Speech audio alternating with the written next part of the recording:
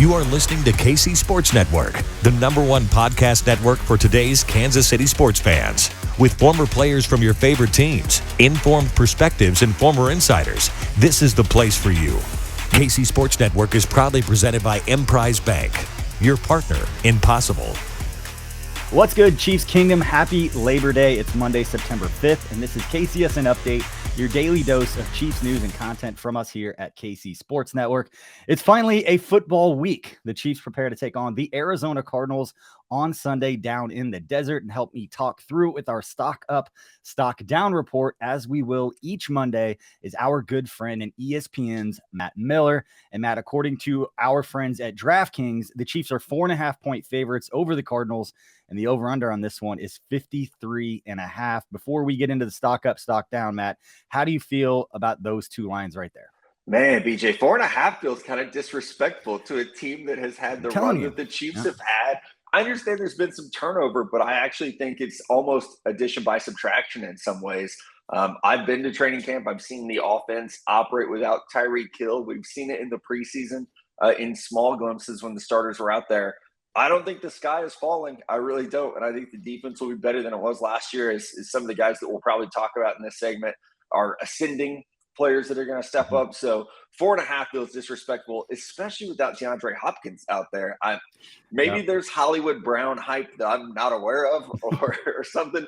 I don't know that he's become Justin Jefferson overnight, but 4.5, not that I give betting advice. I don't, because I live in the great state of Missouri where you cannot legally bet. If I live 10 miles west of here in Kansas, I would tell you 4.5 feels like something you should probably be looking into. I did see you tweet out that you were making the trip over to the great state of Kansas. Yeah, making that drive. I saw that as somebody that grew up just on the Kansas side, talking to somebody just on the Missouri side. You're welcome over here anytime to the great state of Kansas. Galena, Kansas is going to get so much traffic from us Joplin, Missouri folks, because it's 10 minutes. So if anybody needs the tips on where to park in Galena, let me know. Yeah, I'm not going to tell you that I'm the best to give betting advice either, but I did get my DraftKings account fired up again, and I placed 22 bets, and a bunch of them are futures bets. There's a number you guys can call if you have a problem, BJ. Yeah, I know. We're going to get to that read in a minute, but it's going to make football so much more fun to watch. Yeah. I wasn't able to do it for the longest time while I worked, obviously, for the Chiefs. It's a very strict thing. You couldn't even walk into a situation. Yeah, you couldn't even walk into a sports book if you work for the NFL. You can't get anywhere near it, which would be really interesting for a team in Las Vegas and employees who live out there. I'm really curious how that's all going to play out. But Matt, man, I'm excited. Obviously, this is the first time that we've done this video, and you're going to join us each Monday here. Probably the person that I've talked to the most over the years since I got into media and started doing this, and you being one of the people that anyone who's followed me or listened to anything that we've done before, one of the people who really helped me out, who helped me get to the position to continue moving up. And so I always feel indebted to you for that. But I also just enjoy talking to you, man, especially about the Chiefs and all the stuff that we've got coming up. Now that they're better, it's a lot easier. Right. It was back in the day. It's a lot more fun, I should say, not easier. Yeah. Just we don't have to focus on the draft in like October now, so which is great. Still can. I mean, if people want to, they please don't discourage. Obviously, you can follow. Pay my bills. Yeah, they can follow your stuff, obviously, at ESPN covering the draft, because that's what you do. But at least from a Chiefs fan perspective, our attention doesn't have to go to the draft, before Thanksgiving, which is always great.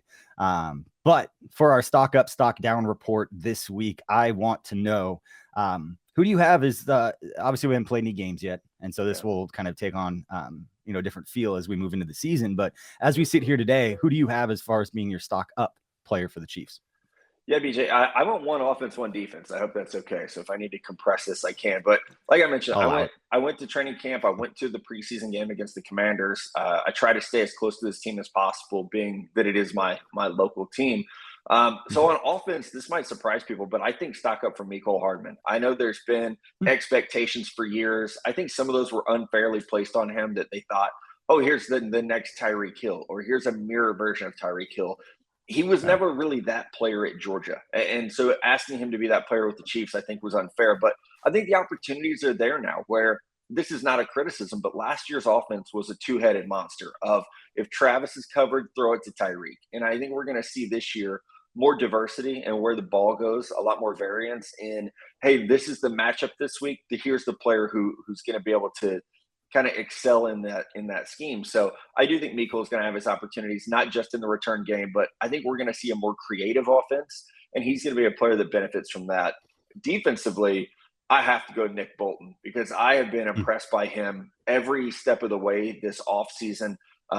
Watching training camp practice, he was the standout for me. And sometimes when you go to watch practice and there's 100 players on the field, it's difficult, right? And I know I get asked that question a lot of like, how do you handle watching this many players?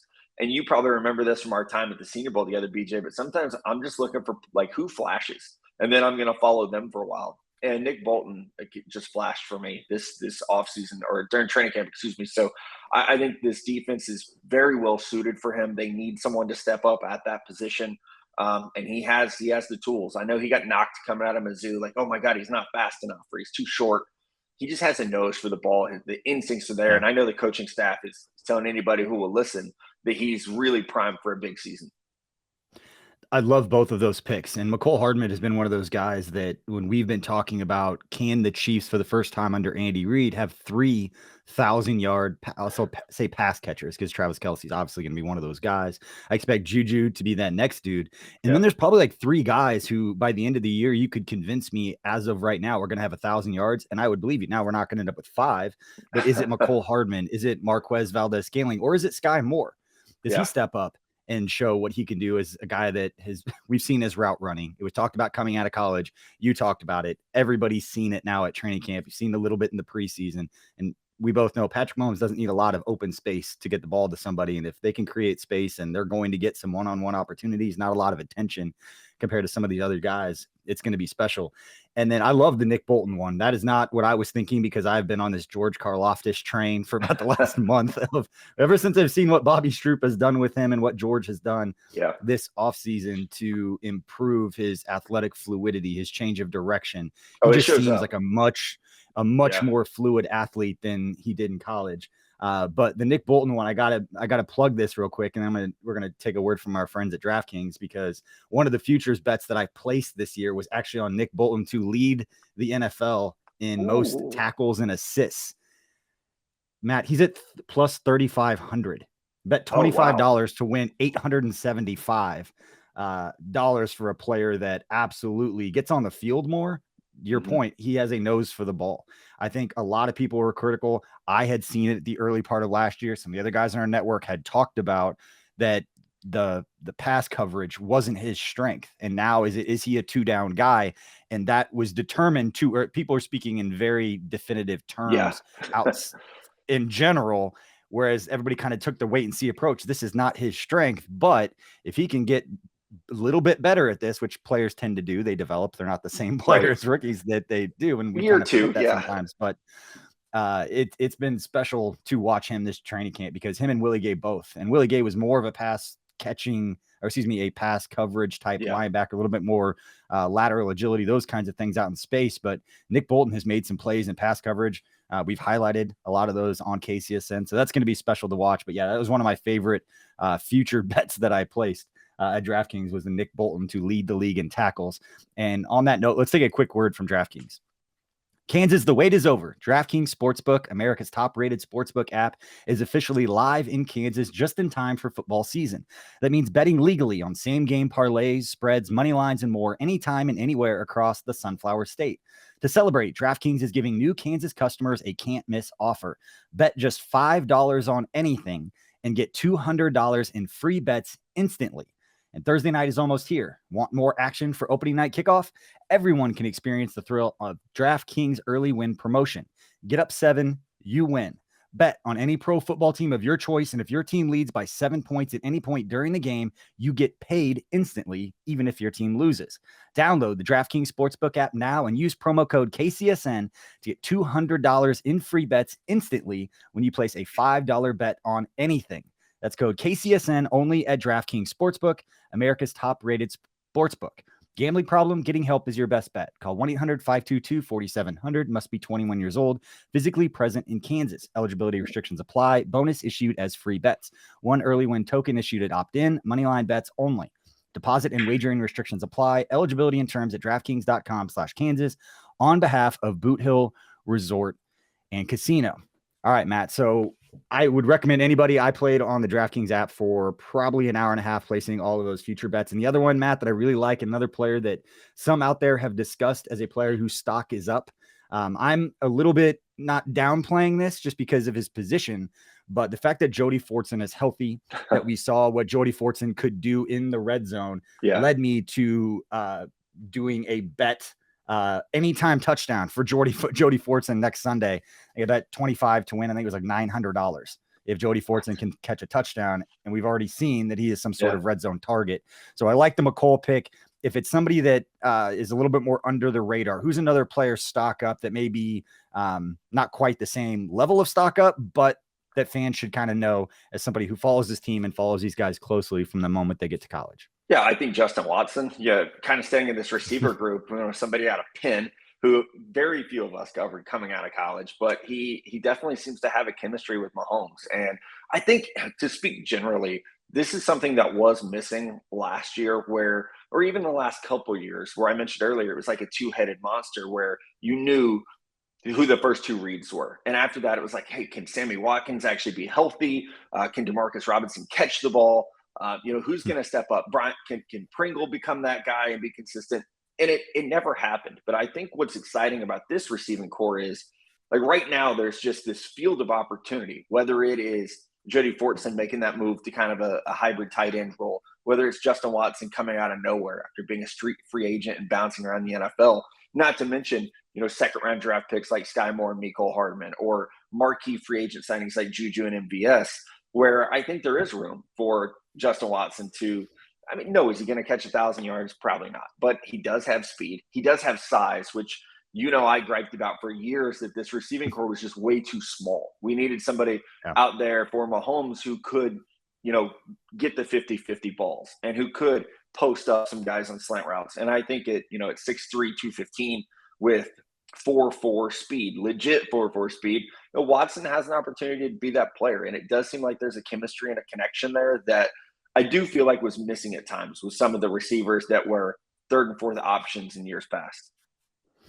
Yeah, and I got to correct myself real quick and bring up a great point on Justin Watson. I remember talking with Brett Veach at the Senior Bowl that year about Justin Watson. That's so crazy, as soon as they right? signed him, I was like, that's not surprising at all that he went after. But I got to correct myself. So the Jody Fortson, bet 25 to win $212, not 800. So he catches a touchdown. Still good money. You get 8 times on your money. Yeah, that's a safe bet based on what we've seen throughout the preseason and the fact that he's tall. He's got long arms. He is a perfect red zone target. Now, Matt, on the defensive, catch in preseason, was it preseason week 2? I think he had the big catch. Jody did, and he had 2 touchdowns in the right. Yeah.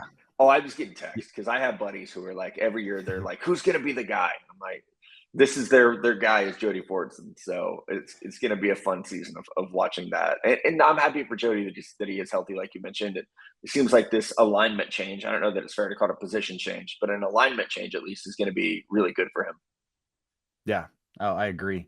And the one player I don't want to spend a ton of time talking about him, because if you're listening to this, whether it's on YouTube or whether you're listening to the podcast, I'm going to do a dedicated podcast later today on a new show that we have called 10 Things, where it's gonna be a little bit different every week, but it's gonna be 10 things that I love about George Karlaftis going into his rookie year. So I want to spend a ton of time talking Karlaftis, but I do want to get your opinion on what he can be. Because if there's one player, Matt, you and I have known each other long enough. Hopefully people listening have known me long enough. I don't normally make these big these big statements and prognosticate these really big things, but I am expecting a huge season out of George Karlaftis, because you see all the checkpoints of what he can do, and you see the relentlessness, the effort, the physicality, and the fact that when he hits guys similar to Leo Chanel, you look at this rookie class, they are physical, but this is a rookie. I know it's preseason, but when he would pop and make contact and long arm, all those things, he's moving grown men already at this point, and he's just getting started.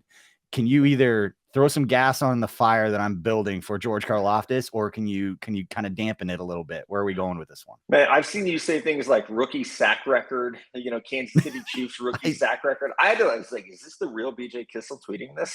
So I'm going to throw a little gas on your fire here, buddy, because I remember watching him early last year of college football, and he was ending the draft stock of players. Like, he was that good. And I think what happened was he got wore down a little bit over the course of the season.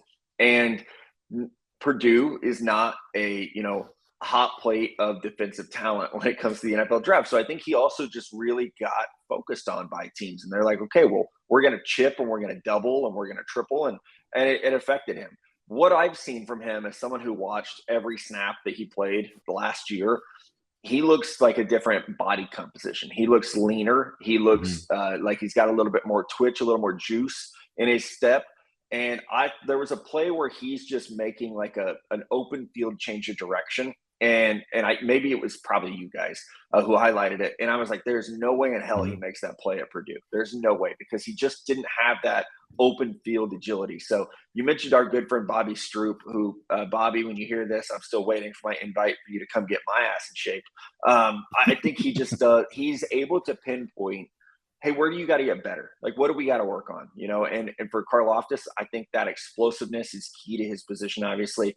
But it is some of that open field change of direction to be able to chase down the Russell Wilsons and the Justin Herberts that you're going to have to face in that division. And you're going to have to face Kyler Murray in a couple of days. You have to be able to chase the rabbit a little bit. And we see it in the drills that they're doing. And I do think that it's okay to be excited about Karlaftis, because it's a first-round pick, and he was a marquee player at a very important position for this defense, not just this year, but moving forward. So I think it's okay to be encouraged by what we've seen thus far. And he's a player that's going to have opportunities opposite Frank Clark and Chris Jones. You're not sliding protection to 56 when you have those guys on the other side. So he's going to have a chance to make some plays. Yeah, Frank Clark is plus 15,000 to lead the league in sacks this year. May have been another future bet that I placed, just in case. Frank's my guy. But yeah, when you mentioned the change of direction of George Karlaftis, I actually had tweeted that out because that was my favorite play. It wasn't the big sack. It wasn't all those. It was that play, because it's like, that is a display of athleticism that's going to lead to a ton of other plays. And it's a perfect example in space of one of those like combine type drills.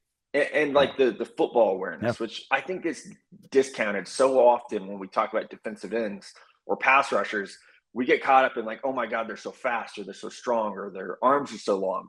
But like, just being a smart football player comes up so often. And I can remember watching Karlaftis last year, and there were so many times where if he's not at the quarterback, he's trying to impact the throw. He's getting a hand in their face. He's getting an arm up. And I think we're going to see that. He's obviously incredibly battle tested against the run coming out of the Big Ten. And he's seen every type of motion that can be thrown at a player because he's played against Ohio State. So I think just from a football IQ standpoint, he's also well ahead of where you expect a rookie to be. Yeah. All right, Matt, as we wrap this show up, we appreciate your time. I'll give you one chance to give us your quick thoughts on the Chiefs Cardinals game coming up this Sunday. A lot of storylines in this one. The fact that DeAndre Hopkins is not playing is probably good for the Chiefs, although these young defensive backs, these guys, I would like them to get the opportunity to go up against a guy like that, because you're going to see a lot of dudes like that this season with the schedule that the Chiefs have. But how do you see this one play out, and what are the couple things that you're really looking forward to seeing that you think may make the difference for one team or another? I'm not looking forward to a week of Mahomes and Kingsbury reunion talk. As a Texas fan, who I look tired today, I just got home from Austin, Texas. Not looking forward to that and the reliving the Texas Tech glory days. But no, I am excited to see this offense. And like I mentioned, I think there's going to be more variance in how the ball comes out and who it goes to. I don't think we're going to see a stat sheet dominated by two guys anymore. And that's a good thing. So I want to see that. What does the offense look like when it's actually game planned against a defense?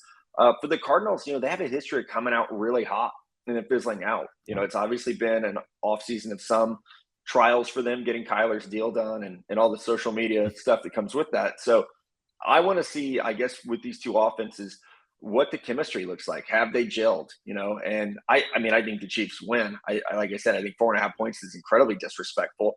It's the NFL. Every game feels like it's close, but I would think the Chiefs by 9 feels a lot more comfortable for me than 4.5. So, and as you know, and your viewers will find out, I'm not the kind of guy that will just pick the Chiefs every week because I'm on a Chiefs podcast.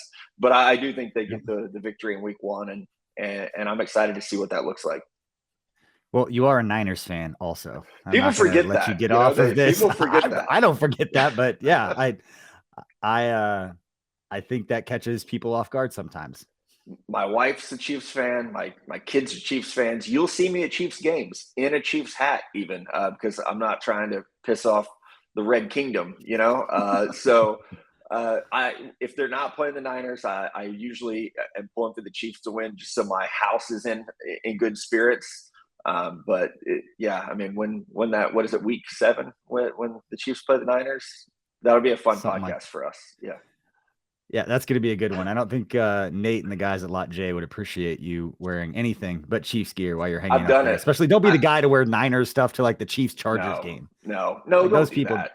We can do a whole podcast about things that bother at NFL games. The wave, number 1, and then wearing other teams' jerseys that are not playing in that game. I saw an Arkansas jersey at the Texas-Louisiana Monroe game, and I was like, okay, that's just random.